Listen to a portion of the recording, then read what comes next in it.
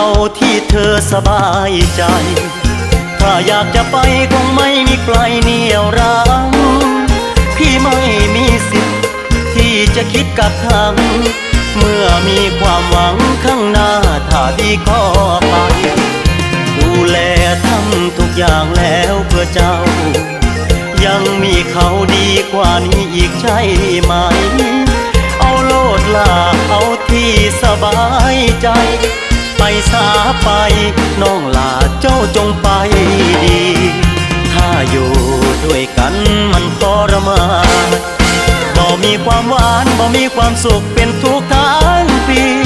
อ้ายยอมหลีกทางเปิดใจให้เจ้าเต็มที่แต่ยังจำสิ่งดีๆที่เคยมีต่อกันมานาน